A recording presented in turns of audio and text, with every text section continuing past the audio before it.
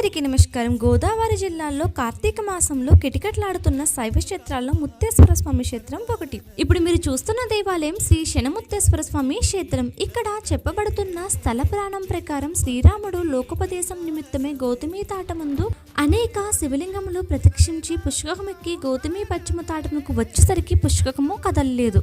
ఇక్కడ క్షేత్ర విశేషం కలదని పరిశోధించగా ఒక పుట్ట కనిపించును. ఆ పుట్టలో ఒక స్త్రీ తపస్సు ఆచరిస్తూ కనిపించును. ఆమె వృత్తాంతము అడిగి తెలుసుకుని శ్రీరాముడు ఈశ్వరుని ప్రార్థించగా ఈశ్వరుడు ప్రత్యక్షమే శ్రీరాముని అలింగము చేసుకును.